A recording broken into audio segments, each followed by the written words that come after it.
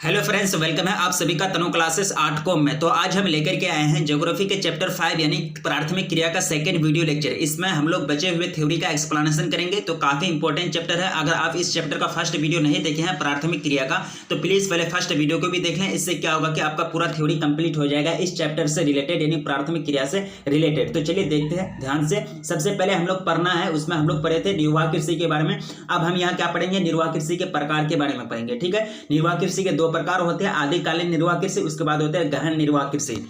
आदिकालीन निर्वाह कृषि, यह कृषि आदिम जाति के लोग करते हैं तथा उष्णकटिबंधीय क्षेत्रों में किया जाता है। इसके प्रमुख क्षेत्र अफ्रीका, दक्षिण एवं मध्य अमेरिका का उष्णकटिबंधीय भाग है। ये जो कृषि है, यह कृषि कौन लोग करते हैं? आदिम जाति के लोग करते हैं, जो जंगल में रहते हैं वो लोग ये कृषि करते हैं। और इसका जो प्रमुख क्षेत्र है, प्रमुख भाग है, कौन कौन सा भाग है? अफ्रीका हो गया, दक्षिण एवं मध्य अमेरिका का उष्णकटिबंधीय भाग हो गया। ये सब भाग में क्या किया जाता है? आदिकालीन निर्वाह कृषि किया जाता है। ठीक है, इसमें एक खासियत ये होता है कि इसमें जंगल को, वनस्पति को जला दिया जाता है और जले हुए राख पर जो होता है एक तरह से खेती की जाती है, क्योंकि जले हुए राख उर्वरक का काम करता है। किसका काम करता है? उर्वरक का काम करता है। और इसी गुण के कारण, यही जलाने वाला गुण के कारण ये कृषि का नाम पड़ जाता है कर्तन एवं दहन कृषि।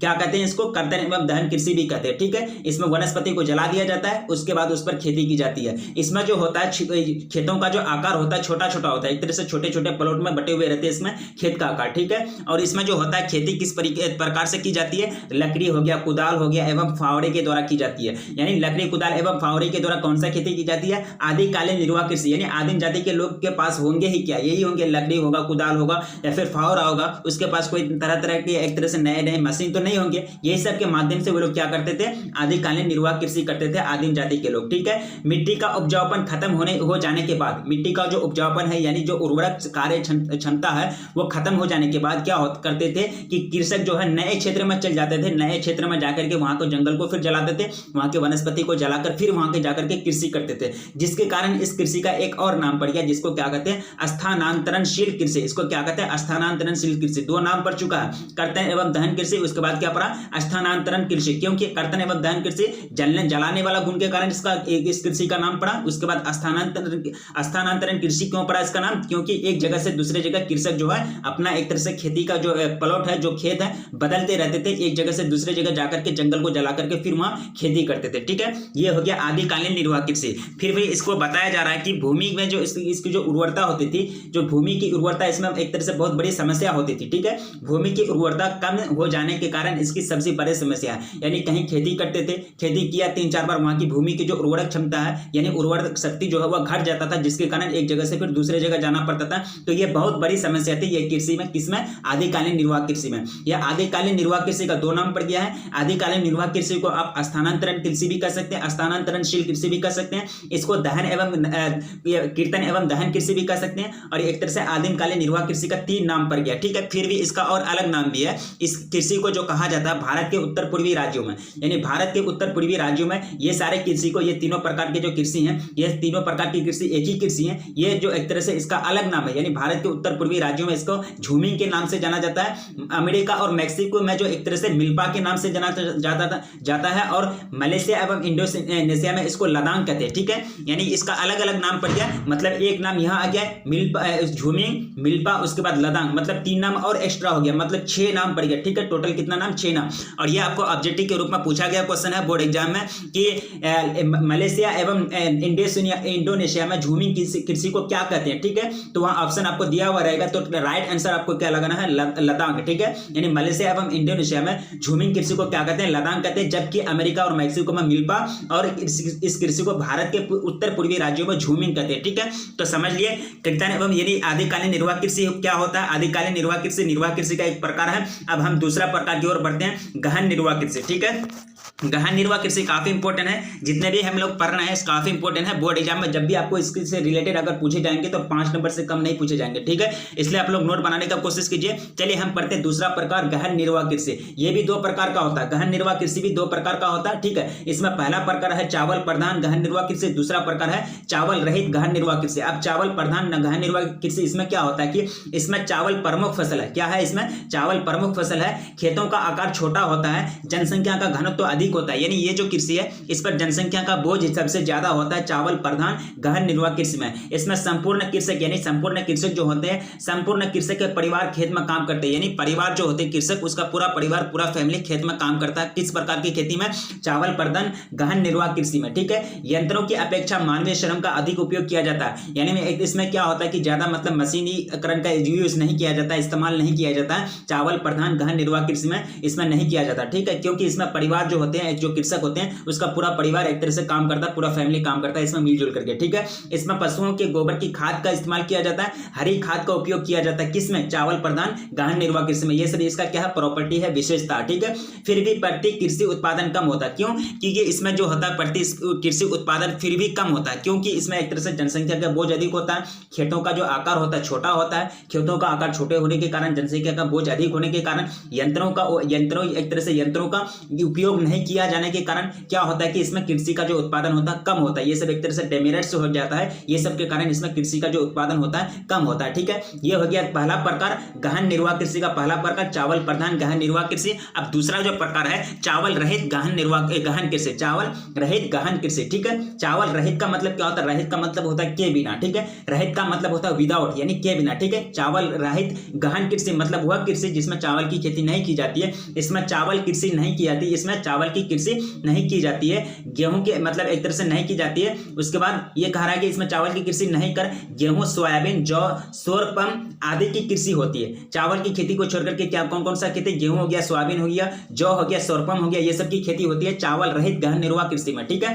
भारत में सिंधु गंगा के मैदान के पश्चिमी भाग में गेहूं का उत्पादन किया जाता है। ये भारत का क्षेत्र है, भारत का क्षेत्र के बारे में आपको बताया जा रहा है कि भारत में जो सिंधु गंगा का जो मैदान है पश्चिमी भाग जो है वहां किसका उत्पादन किया जाता है? गेहूं का उत्पादन किया जाता है। चावल प्रधान गहन निर्वाह कृषि में सिंचाई नहीं की जाती है, ठीक है। इसमें जो होता है पहला प्रकार चावल प्रधान गहन निर्वाह कृषि में सिंचाई नहीं की जाती, जबकि इसमें सिंचाई की जाती है, ठीक है। चावल प्रधान निर्वाह कृषि में चावल प्रधान गहन निर्वाह कृषि में सिंचाई नहीं की जाती है और चावल रहित गहन निर्वाह कृषि में सिंचाई की जाती है। यही मुख्य अंतर है, मेन डिफरेंस है ये दोनों में, ठीक है। चावल रहित और चावल प्रधान निर्वाह कृषि में, ठीक है। गहन निर्वाह कृषि मानसून एशिया के घने बसे देशों में की जाती है। यह गहन निर्वाह कृषि कहाँ किया जाता है? मानसून एशिया के घने बसे देशों में किया जाता है, ठीक है। अगर आपको ऑब्जेक्टिव के रूप में पूछ दिया जाए कि एशिया के कौन सा देशों में किया जाता है गहन निर्वाह कृषि, तो आपको आंसर क्या लगाना है? एक तरह से घने बसे देशों के बीच में की जाती है, यानी गहन निर्वाह कृषि मानसून एशिया के घने बसे देशों में की जाती है, ठीक है। ये दो प्रकार हुआ, किसका? दो प्रकार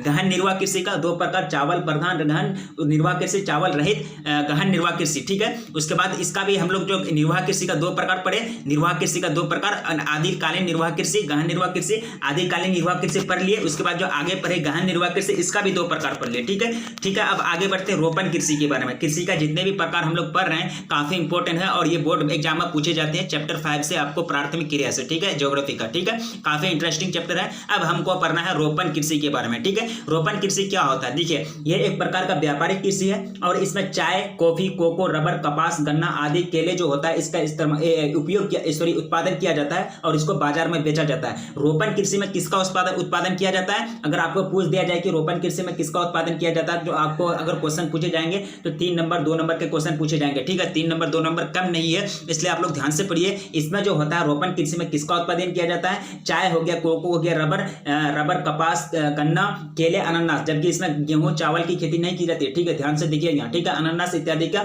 उत्पादन कर बाजार में बेचा जाता है रोपण कृषि में, ठीक है। इसमें कृषि क्षेत्र का आकार जो होता है बहुत बड़ा होता है, इसको बागान कहते हैं। यानी आपको क्या याद रखना है कि रोपण कृषि में जो कृषि क्षेत्र का जो आकार होता है, खेत का जो साइज होता है वो सबसे ज्यादा होता है, यानी बड़ा होता है, जिसको क्या कहते हैं? बागान के नाम से जाने जाते हैं, ठीक है। इसमें अधिक पूंजी की आवश्यकता पड़ती है। इसमें जो पूंजी लगता है, यानी जो एक तरह से इन्वेस्ट लगता है, निवेश जो किया जाता है, पैसा जो लगता है बहुत ज्यादा लगता है, बहुत ज्यादा खर्च पड़ती है रोपण कृषि में। इसमें केवल एक ही फसल का उत्पादन किया जाता है। अगर आपको ऑब्जेक्टिव के रूप में पूछ दिया जाए कि रोपण कृषि में कितने प्रकार की फसल का उत्पादन किया जाता है, 1, 2 या फिर इनमें से 1, 2, 3 या फिर इनमें से कोई नहीं, तो आपको राइट आंसर क्या लगाना है? 1, यानी इसमें एक ही प्रकार की फसल का उत्पादन किया जाता है। तथा श्रमिकों, यानी इसमें श्रमिकों की जरूरत बहुत बड़ी संख्या में होती है। यानी रोपण कृषि में क्या होता है, जो श्रमिक होते हैं, जो लेबर यानी मजदूर लोग होते हैं, उसकी बहुत बड़ी संख्या में जरूरत जरूरत पड़ती है, मतलब वो लोग का बहुत ज्यादा जरूरत पड़ता है रोपण कृषि में। ठीक है, यह एक फसली कृषि है। क्या है ये? एक फसली कृषि मतलब एक ही फसल का उत्पादन किया जाता है। यह एक फसली का मतलब ये हुआ कि एक फसल का ही उत्पादन किया जाता है। इसमें बागान और बाजार सुचारू रूप से जुड़े हुए रहते हैं, यानी बागान के बीच और एक तरह से बाजार के बीच बढ़िया से एक तरह से सुचारू रूप से जुड़े हुए रहते हैं। मतलब एक तरह से आने जाने का रास्ता सही होता है, रोड वगैरह बढ़िया से बने हुए रहते हैं। यानी एक तरह से गाड़ी जो होता है, जो वैन होते हैं, जो सामान को एक जगह से दूसरी जगह लेके जाते हैं, तो एक तरह से आराम से बागान में जो उत्पादन होते हैं वस्तु, उसको आराम से बाजार तक ला सकते हैं। ठीक है, यानी बागान और बाजार में सुचारू रूप से जुड़े हुए रहते हैं। ठीक है, आगे आपको बता रहा है कि फ्रांस वालों ने, यानी फ्रांस वालों ने पश्चिम अफ्रीका में कॉफी और कोकोआ की पौधा लगाई थी। ठीक है, अगर आपको पूछ दिया जाए बोर्ड एग्जाम में कि फ्रांस वालों ने पश्चिम अफ्रीका में कॉफी और कोकोआ की पौधा लगाई थी, कहाँ लगाई थी, ये क्वेश्चन आपको पूछा जा सकता है। फ्रांस वालों ने कहाँ कॉफी और कोकोआ की पौधा लगाई, या फिर फ्रांस वालों ने पश्चिम अफ्रीका में किस किस के पौधे लगाए, इसलिए क्वेश्चन कैसे भी घुमा फिरा के आपको पूछा जा सकता है। ठीक है, यहाँ क्या कर रहा है कि फ्रांस वालों ने पश्चिम अफ्रीका में कॉफी और कोकोआ की पौधा लगाई थी। ब्रिटिश ने भारत और लंका में चाय के बाग, मलेशिया में रबर के बाग, पश्चिमी द्वीप में समूह में गन्ना एवं केले के बाग विकसित किए। कौन? ब्रिटेन, यानी ब्रिटिश ने, यानी ब्रिटेन के लोगों ने। ठीक है, स्पेनिश और अमेरिकन ने फिलीपींस में नारियल और गन्ने के बागान लगाए थे। ठीक है, यह आपको बहुत इंपॉर्टेंट है, यह आपको ऑब्जेक्टिव के रूप में पूछा जा सकता है। यहाँ से स्पेनिश और अमेरिकन ने फिलीपींस में नारियल और गन्ने के बागान लगाए थे। ब्राजील में जो कुछ एक तरह से ऑब्जेक्टिव के रूप में पूछा गया है फेजेंडा। ठीक है, ये काफी इंपॉर्टेंट है, फेजेंडा बार बार पूछा गया है। ब्राजील में जो कुछ कॉफी का बागान है वो अभी भी जो है यूरोप वासियों के नियंत्रण में है, यानी यूरोप के जो नियंत्रण में है, यानी यूरोपियन के कंट्रोल में है। ठीक है, कहाँ? ब्राजील में जो कॉफी बागान है तो उसको क्या कहते हैं? फेजेंडा के नाम से जाना जाते हैं। ये फेजेंडा कहाँ है? ब्राजील का कॉफी बागान का नाम क्या है? फेजेंडा है। ठीक है, यानी ब्राजील के कॉफी बागान को किस नाम से जाने जाते हैं? फेजेंडा के नाम से जाने जाते हैं, जो अभी भी किसके कंट्रोल में है, किसका नियंत्रण में है? यूरोप वासियों के नियंत्रण में है। ठीक है, अब आगे बढ़ते हैं। वर्तमान में अधिकतर बागानों में नियंत्रण जो होता है सरकार का होता है या फिर नागरिकों का होता है, यानी वहां का सरकार का होगा या फिर वहां का नागरिक का होगा। ढालों का उपयोग जो किया जाता है चाय के बागानों में किया जाता है, यानी चाय के बागानों के लिए किया जाता है। जैसे कि आसाम वगैरह हो गया, जहां जो ढाल बने हुए रहते हैं, ढाल टाइप के बने हुए रहते हैं, वहां एक तरह से चाय का बागान को बनाने के लिए, चाय के एक तरह से उत्पादन करने के लिए उसका उपयोग किया जाता है। ठीक है, ये हम लोग क्या पढ़े, एक तरह से काफी इंपॉर्टेंट था, रोपण कृषि के बारे में पढ़े। ठीक है, रोपण कृषि के बारे में जितने भी डिटेल्स से पढ़े, पूरा डिटेल्स से हम लोग पढ़े, कुछ नहीं छूटा। और ठीक है, अब आगे हम पढ़ते हैं, आगे जो पढ़ेंगे विस्तृत वाणिज्य कृषि के बारे में। ये क्या होता है विस्तृत वाणिज्य कृषि? देखिए, इसका मुख्य फसल कौन सा है? गेहूं है। अगर आपको क्वेश्चन पूछ दिया जाए कि विस्तृत वाणिज्य कृषि, विस्तृत वाणिज्य अनाज कृषि का जो मुख्य फसल है वह क्या है, तो आपको आंसर क्या देना है? गेहूं है। ठीक है, इसके मुख्य फसल है गेहूं है। खेतों का आकार इसमें जो होता है बहुत बड़ा होता है, यानी विस्तृत वाणिज्य अनाज कृषि में खेतों का जो साइज होता है, जो खेत का आकार साइज होता है वो सबसे ज्यादा होता है, बड़ा होता है। ठीक है, कृषक सभी यंत्रों का द्वारा किए जाती है। इसमें जो होता है जितने भी यंत्र होते हैं, जितने भी मशीन होते हैं, इसमें इस्तेमाल किए जाते हैं विस्तृत वाणिज्य अनाज कृषि में। ठीक है, इसमें प्रति एकड़ उत्पादन कम होता है, परंतु क्या होता है कि प्रति व्यक्ति उत्पादन अधिक होता है, यानी प्रति एकड़ उत्पादन कम होता है, लेकिन प्रति व्यक्ति उत्पादन जो होता है वो सबसे ज्यादा होता है, क्योंकि प्रति व्यक्ति के पास ज्यादा खेत होते हैं, बड़े बड़े खेत होते हैं, बड़ा बड़ा आकार का खेत होता है, साइज होता है। ठीक है, इसमें जो होता है इस प्रकार की कृषि का मुख्य क्षेत्र हो गया यूरेशिया हो गया, यूरेशिया के स्टेपीज, उत्तरी अमेरिका का प्रेरीज, अर्जेंटीना का पंपास जो है ये मुख्य क्षेत्र है किसका? विस्तृत वाणिज्य अनाज कृषि का, ये सब मुख्य क्षेत्र है। ठीक है, इस प्रकार की कृषि यहाँ की जाती है। आगे आपको पढ़ना विस्तृत वाणिज्य अनाज कृषि पर लिए, आगे आपको पढ़ना मिश्रित कृषि यानी मिक्स्ड फार्मिंग। ये क्या होता है कि इस कृषि में फसल उत्पादन और पशुपालन दोनों किया जाता है। मिश्रित इसलिए नाम पड़ा क्योंकि इसमें फसल का भी उत्पादन किया जाता है और पशु के लिए चारा का भी उत्पादन किया जाता है। किस प्रकार की कृषि में? मिक्स्ड फार्मिंग यानी मिश्रित कृषि में। ठीक है, इसमें जो होता है फसल के साथ साथ, फसल का उत्पादन के साथ साथ पशुपालन दोनों को समान महत्व दिया जाता है, दोनों को समान दर्जा दिया जाता है। चारे की फसल मिश्रित कृषि के मुख्य घटक है। ठीक है, यानी चारे की फसल जो है एक तरह से मिश्रित कृषि का मुख्य घटक है, यानी मुख्य फैक्टर है। इसमें खेतों का आकार जो होता है मध्यम होता है, यानी मिडिल होता है, ना ही ज्यादा बड़ा होता है ना ही ज्यादा छोटा होता है, यानी मीडियम साइज का होता है खेतों का आकार। किसमें? मिश्रित कृषि में, मिक्स्ड फार्मिंग में। यह विश्व के अत्यधिक विकसित भागों में की जाती है, यानी विश्व के अत्यधिक विकसित भागों में की जाती है यह कृषि। कौन कृषि? मिश्रित कृषि। और मिश्रित कृषि उत्तरी पश्चिमी पश्चिमी यूरोप हो गया, उत्तरी अमेरिका का पूर्वी भाग, यूरेशिया के कुछ भाग में किया जाता है। कौन कृषि? मिश्रित कृषि। इसमें बोई जाने वाली मुख्य फसल है गेहूं हो गया, जौ हो गया, राई हो गया, मक्का, जई, मक्का, ये सब क्या है? चारे हो गया, चारे का फसल। तो चारे का फसल इसमें आ गया, इसलिए इसका नाम क्या पड़ गया? मिश्रित कृषि। ठीक है, ये सब फसल जो होता है इसमें मुख्य फसल है, यानी प्रमुख फसल है उसका फसल, यानी मिश्रित कृषि का। अब आगे आपको बताया जा रहा है कि फसलों के साथ पशुओं जैसे मवेशी, भेड़, कुकुर आदि आय के प्रमुख स्रोत है। यानी इसमें जो होता है फसल के साथ साथ मवेशी का भी इस्तेमाल यह किया जाता है, पशुपालन का भी एक तरह से किया जाता है, पशुपालन भी किया जाता है। पशुपालन में कौन कौन सा पशु हो गया?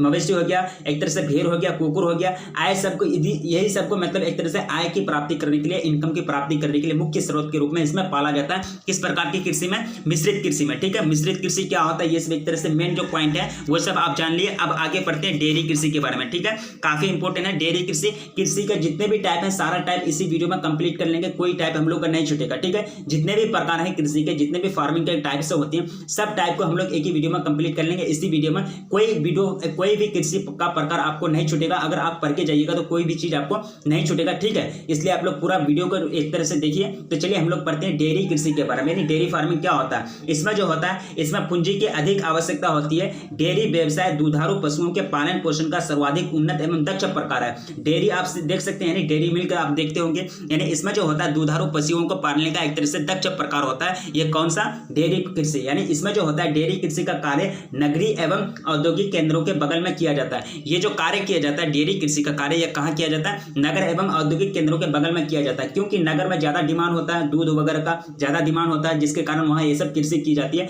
डेयरी फार्मिंग वाला कृषि की जाती है। ठीक है, इसके तीन वाणिज्य कृषि के तीन डेयरी फार्मिंग समझ लिए। अब हमको समझना है कि वाणिज्य कृषि के तीन प्रमुख क्षेत्र होते हैं। ठीक है, वाणिज्य कृषि हम लोग पढ़े, वाणिज्य कृषि के तीन प्रमुख क्षेत्र है। कौन कौन सा क्षेत्र है? सबसे बड़ा प्रदेश उत्तरी पश्चिमी यूरोप का क्षेत्र है, दूसरा है कनाडा और तीसरा है न्यूजीलैंड, दक्षिण पूर्वी ऑस्ट्रेलिया का एवं तस्मानिया। ठीक है, ये सब जो है तीन क्षेत्र है, प्रमुख क्षेत्र है। वाणिज्य कृषि के तीन प्रमुख क्षेत्र है। डेयरी कृषि क्या होता है ये भी आप समझ लिए। इसमें डेयरी कृषि में ज्यादातर मतलब जो एक तरह से महत्व दिया जाता है, व्यवसाय दुधारू पशुओं के पालन पोषण का सर्वाधिक उन्नत एवं दक्ष प्रकार है, ये सब डेयरी कृषि। ठीक है, वाणिज्य कृषि के तीन प्रकार आप पढ़ लिए। अब आगे आपको पढ़ना है भूमध्य सागरीय कृषि। ठीक है, भूमध्य सागरीय कृषि काफी इंपॉर्टेंट है, ये भी कृषि का एक प्रकार में से काफी इंपॉर्टेंट प्रकार है। ठीक है, कि आपको पढ़ना है शॉर्ट मेथड में, आप लोग को पढ़ा रहा हूँ। शॉर्ट मेथड में आप लोग को एक तरह से जो मेन पॉइंट्स है वो सब मैं आप लोग को बता रहा हूँ। ठीक है, भूमध्य सागरीय कृषि इसमें क्या होता है कि यह कृषि भूमध्य सागर के समीपवर्ती क्षेत्र जैसे कैलिफोर्निया हो गया, यानी दक्षिणी कैलिफोर्निया हो गया, मध्यवर्ती चिली में किया जाता है। यह कृषि कहाँ किया जाता है भाई?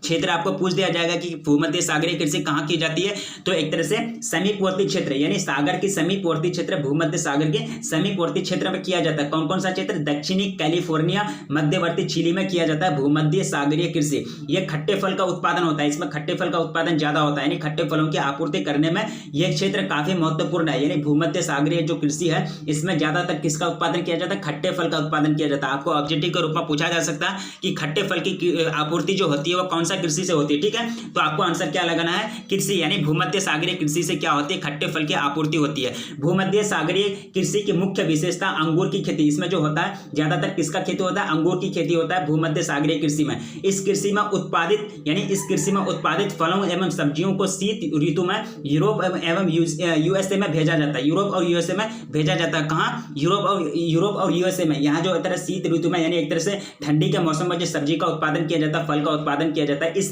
कृषि के अंतर्गत, भूमध्य सागरीय कृषि के अंतर्गत ये सब फर्सी को कहाँ एक तरह से पार्सल किया जाता है, सप्लाई किया जाता है, यूरोप और यूएसए में एक तरह से भेजा जाता है, सप्लाई किया जाता है। इसमें उत्पादित उच्च किस्म के अंगूर में से मदिरा बनाया जाता है तथा निम्न श्रेणी के अंगूरों को सुखाकर मुनक्का एवं किशमिश बनाया जाता है। किसमें? भूमध्य सागरीय कृषि में।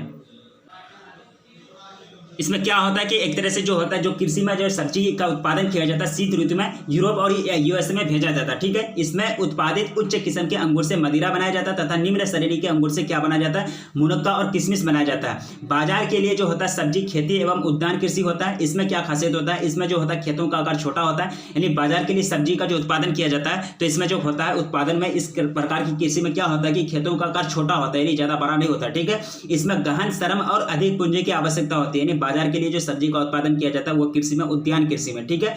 और शीत क्षेत्रों में यानी शीत क्षेत्रों में कृत्रिम ताप का भी इस कृषि में उपयोग किया जाता है। अगर आपको पूछ दिया जाए कि शीत क्षेत्रों में कृत्रिम ताप का उपयोग किस प्रकार की कृषि में की जाती है, तो उद्यान कृषि में की जाती है। और उद्यान कृषि किसके लिए फेमस है? सब्जी की खेती के लिए फेमस है, ठीक है। तो समझ लिए। अब आगे आपको समझना है कि भूमध्य सागरीय कृषि क्या होता है। ये सारा जो मेन पॉइंट्स है, ये सारा मेन पॉइंट्स आपको याद रखना है भूमध्य सागरीय कृषि के बारे में, ठीक है। आगे आपको समझना है पुष्प उत्पादन। ये पुष्प उत्पादन यानी फ्लोरिकल्चर क्या होता है। इसमें जो होता है नीदरलैंड पुष्प उत्पादन में विशिष्ट स्थान रखता है। यानी नीदरलैंड जो है, नीदरलैंड जो एक देश है, इसमें विशिष्ट स्थान रखता है पुष्प उत्पादन में, ठीक है। यानी कहने का मतलब ये हुआ कि नीदरलैंड में सबसे ज्यादा फूल का उत्पादन किया जाता है, फ्लावर का उत्पादन किया जाता है। यहाँ ट्यूलिप नामक फूल जो है पूरे यूरोप में एक तरह से प्रमुख शहरों में भेजा जाता है, पूरे यूरोप के प्रमुख शहरों में भेजा जाता है। ट्यूलिप नामक फूल जो है कहाँ का एक तरह से फूल है, कहाँ का फेमस फूल है, तो कहाँ का? नीदरलैंड का, ठीक है। तो अगर आपको बोर्ड में पूछ दिया जाए कि ट्यूलिप कहाँ का फेमस फूल है, कहाँ का एक तरह से प्रमुख फूल है, तो कहाँ का? नीदरलैंड का प्रमुख फूल है, ठीक है। अब आगे आपको समझना है ट्रक कृषि के बारे में, ठीक है। ये ट्रक कृषि क्या होता है कि जिन प्रदेशों में कृषक केवल सब्जियां पैदा करती है, वहां इसको ट्रक कृषि के नाम दिया जाता है। यानी वहां उसको क्या दिया जाता है? ट्रक कृषि का नाम दिया जाता है। सिर्फ इसमें क्या होता है कि सिर्फ जो कृषक होते हैं सिर्फ सब्जी का पैदा करते हैं, सब्जी का पैदावार करते हैं, ठीक है। ट्रक फार्म का एवं बाजार के बीच की दूरी जो होता है एक ट्रक रात भर में तय करता है। यानी ट्रक जो होता है फार्म और एक तरह से बाजार के बीच की दूरी को एक ही रात में तय कर लेता है, जिसके आधार पर उसका नाम क्या रख दिया? ट्रक कृषि रख दिया। क्या नाम रख दिया? ट्रक कृषि रख दिया, ठीक है। ट्रक कृषि समझिए, शॉर्ट में आप लोग को समझना है, ट्रक कृषि ज्यादा विस्तृत नहीं है। तो आगे आपको पढ़ना है सहकारी कृषि के बारे में, ठीक है। सहकारी कृषि क्या होता है कि कोऑपरेटिव फार्मिंग इसको कहते हैं। जब कृषकों का समूह कृषि से अधिक लाभ कमाने के लिए अपनी इच्छा के अनुसार सहकारी संस्था बनाकर कृषि करते हैं, तो उसको क्या कहते हैं? सहकारी कृषि कहते हैं, कोऑपरेटिव फार्मिंग कहते हैं। और इसको लेकर सहकारी आंदोलन भी चला था। इस आंदोलन को सबसे ज्यादा जो सफलता मिला था वो डेनमार्क में मिला था, ठीक है, जहां प्रत्येक कृषक व्यवहारिक रूप से इस आंदोलन के अभी भी क्या है? मेंबर है, सदस्य, ठीक है। सहकारी कृषि क्या होता है? इसमें मिलजुल करके खेती की जाती है। इसमें क्या की जाती है? मिलजुल करके खेती की जाती है सहकारी कृषि में, ठीक है। क्योंकि मिलजुल करके खेती करेगा तो ज्यादा मतलब लाभ अर्जित होगा, ज्यादा मतलब एक तरह से फायदा होगा, ठीक है। आगे आपको पढ़ना है सामूहिक कृषि यानी को कलेक्टिव फार्मिंग। इसमें क्या होता है कि सामूहिक कृषि में इस कृषि में उत्पादन के साधन पर पूरा समाज का अधिकार होता है। यानी पूरा समाज एक तरह से उत्पादन के साधन का इस्तेमाल कर सकता है, ठीक है। यह कृषि सामूहिक श्रम पर आधारित है। यानी सामूहिक श्रम का मतलब यह हुआ कि सामूहिक कृषि में क्या होता है कि बहुत सारे लोग एक मिलजुल करके एक तरह से श्रम करते हैं, मेहनत करते हैं, ठीक है। इसमें पूरा समाज मिलजुल करके एक ही साथ कृषि करते हैं। इस कृषि को सबसे पहले अर्थात यानी रूस में सबसे पहले जो है रूस में एक तरह से रूस यानी अर्थात सोवियत संघ ने अपनाया था। यह कृषि जो है सामूहिक कृषि सबसे पहले कौन अपनाया? यह कृषि को सोवियत संघ यानी रूस ने अपनाया था, जहां इसे कोलोखोज का नाम दिया गया। कौन सा नाम दिया गया? कोलोखोज का नाम दिया गया सामूहिक कृषि को रूस में, ठीक है। ये सबसे ये कृषि कहां सबसे पहले अपनाया गया? रशिया में, यानी सोवियत संघ द्वारा अपनाया गया था। अगर आपको एक जो ऑब्जेक्टिव के रूप में अगर पूछा जाए कि सामूहिक कृषि को सबसे पहले कहां अपनाया गया, तो रशिया में यानी सोवियत संघ में, और इसको नाम क्या दिया गया? वहां कोलोखोज का नाम दिया गया, ठीक है। आगे आपको समझना है मीनिंग यानी खनन के बारे में, ठीक है। खनन क्या होता है? देखिए, खनन जो होता है खनिजों को खोजकर उसे पृथ्वी से बाहर निकालने की प्रक्रिया को क्या कहते हैं? खनन कहते हैं, मीनिंग कहते हैं। सिंपल सी बात है, खनिजों को खोजकर पृथ्वी से बाहर निकालने की प्रक्रिया जो होती है, जो प्रोसेस होती है, उसी को हम लोग क्या कहते हैं? खनन के नाम से जानते हैं, उसी को खनन प्रोसेस कहते हैं। यानी खनन के मीनिंग के नाम से हम लोग जानते हैं। खनन को प्रभावित करने वाले दो कारक हैं, भौतिक कारक और आर्थिक कारक। भौतिक कारक जैसे हो गया खनिज उपस्थिति की अवस्था का आकार, उसके बाद आर्थिक कारक क्या हो गया कि खनिज की मांग हो गया, टेक्नोलॉजी हो गया, ये सब क्या है? आर्थिक कारक है। और ये दोनों कारक जो है एक तरह से खनन को प्रभावित करता है, खनन पर इफेक्ट डालता है, ठीक है। आगे आपको समझना है कि खनन की उपस्थिति की अवस्था के आधार पर खनन को दो भागों में बांटा गया, धरातलीय खनन, उसके बाद भूमिगत खनन। धरातलीय खनन क्या होता है कि यह खनिजों के खनन का सबसे सस्ता तरीका है, यानी इस तरह से शॉर्ट मेथड है और इसमें ज्यादा पैसा नहीं खर्च होता धरातलीय खनन में। और इसे विवर्त खनन भी कहते हैं। इसका दो नाम आ गया, धरातलीय खनन का दूसरा नाम क्या आ गया? विवर्त खनन। अगर आपको बोर्ड एग्जाम में पूछ दिया जाए कि धरातलीय खनन का दूसरा नाम है डस, अगर आपको क्या भरना हुआ? विवर्त खनन। यानी धरातलीय खनन का दूसरा नाम क्या आ गया? विवर्त खनन, ठीक है। इसको विवर्त खनन भी कहते हैं। अब भूमिगत खनन ये क्या होता है कि जब अयस्क धरातल के नीचे गहराई में हो तब भूमिगत खनन अथवा कुटकी खनन विधि द्वारा की उपयोग किया जाता है। खनन मीनिंग का यह तरीका जोखिम भरा रहता है, क्योंकि जहरीली गैस, आग एवं बाढ़ के कारण कई बार दुर्घटना होने का भय रहता है। ये जो भूमिगत खनन है इसमें बहुत सारी घटनाएं होती है। कभी कभी मजदूर लोग खदान में काम करते हैं तो कभी कोई चट्टान खिसक जाता है तो मजदूर लोग दब के मर जाते हैं, कभी कोई जहरीली गैस कहीं से फट जाता है, कभी कोई जहरीली गैस कहीं से निकल जाता है, कभी ज्यादा पानी निकल जाता है, कभी कुछ निकल जाता है, कभी आग भी निकल जाता है खदान में। तो ये सारे सब जो होते हैं ये भूमिगत खनन जो होते हैं बहुत जोखिम भरा होता है, बहुत खतरा डेंजर होता है, ठीक है। ये खनन जो होता है इसमें दुर्घटना बहुत ज्यादा होता है, दुर्घटना यानी एक्सीडेंट होने का का बहुत ज्यादा चांस रहता है, डर बना हुआ रहता है हमेशा भूमिगत खनन में, ठीक है। ये जोखिम भरा रहता है और ये जो एक तरह से होता है विकसित देशों में, ये विकसित देश में एक जो होते हैं ये काम नहीं किए जाते हैं, ठीक है। यानी विकसित अर्थव्यवस्था वाले देश उत्पादन की खनन और शोधन कार्य से पीछे हट रहे हैं। क्यों हट रहे हैं? क्योंकि काफी इंपॉर्टेंट, मैंने आप लोगों को बताया कि इसमें बहुत सारा जोखिम होता है, बहुत सारा खतरा होता है, कभी कभी चट्टान खिसक जाते हैं, बहुत सारे लोग मर जाते हैं, जिसके कारण जो विकसित देश है उसको ज्यादा मतलब एक तरह से ये सब की जरूरत नहीं पड़ती, एक तरह से ये सब खनन की जरूरत नहीं पड़ती, जिसके कारण विकसित अर्थव्यवस्था वाले जो देश है उत्पादन की खनन और शोधन कार्य से क्या हो रहा है, पीछे हट रहे हैं, ठीक है। अफ्रीका के कई देश हो गया, अफ्रीका के कई देश, दक्षिण अमेरिका के कुछ देश और एशिया में आय के साधनों का अफ्रीका, उसके बाद दक्षिण अमेरिका के कुछ देश और एशिया में आय का साधनों का 50% जो एक तरह से खनन है, 50% जो योगदान है वो कहां से प्राप्त किया जाता है? खनन कार्य से प्राप्त किया जाता है, ठीक है।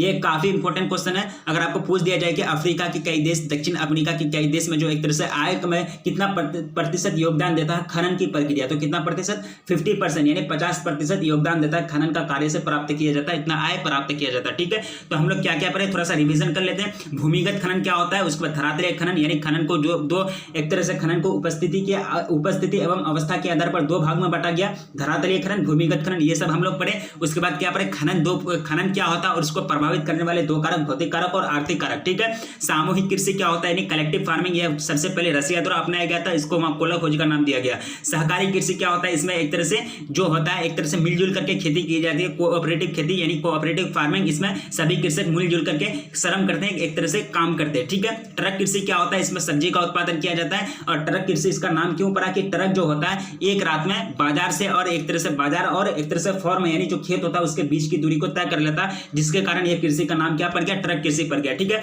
आगे हम लोग पढ़े पुष्प उत्पादन। पुष्प उत्पादन में सबसे ज्यादा स्थान, महत्वपूर्ण स्थान कौन रखता है, नीदरलैंड, ठीक है। आगे हम लोग पढ़े भूमध्य सागरीय कृषि। भूमध्य सागरीय कृषि कहां की जाती है, कैलिफोर्निया यानी दक्षिणी कैलिफोर्निया, मध्यवर्ती चिली में किया जाता है। इसका जो मुख्य फसल है ये क्या है, अंगूर है, यानी खट्टे फल की आपूर्ति जो होती है वो कहां से होती है, भूमध्य सागरीय कृषि से की जाती है, ठीक है। भूमध्य सागरीय में जो होता है सब्जियों यानी एक तरह से कृषि में जो एक तरह से सब्जी का जो उत्पादन होता है शीत ऋतु में, तो ये सब कहां पार्सल किया जाता है, सप्लाई किया जाता है, यूरोप और यूएसए में सप्लाई किया जाता है, ठीक है। यानी भूमध्य सागरीय कृषि में जितने भी मेन पॉइंट्स है वो सब हम लोग पढ़े, ठीक है। उसके बाद वाणिज्य कृषि के 3 क्षेत्र होते हैं, प्रमुख क्षेत्र ये सब पर लिए। डेयरी कृषि क्या होता है, डेयरी फार्मिंग, इसमें एक तरह से दुधारू पशु का पालन पोषण किया जाता है एवं उसका एक तरह से देखरेख किया जाता है, डेयरी फार्मिंग में, ठीक है। उसके बाद हम लोग पढ़े मिश्रित कृषि यानी मिक्स्ड फार्मिंग क्या होता है, इसमें चारे और एक तरह से उत्पादन यानी फसल का उत्पादन दोनों चीज इसमें किया जाता है, दोनों का एक तरह से समान महत्व दिया जाता है मिश्रित कृषि में, ठीक है। आगे हम लोग पढ़े विस्तृत वाणिज्य अनाज कृषि। इसमें क्या होता है कि खेतों का आकार बहुत बड़ा होता है,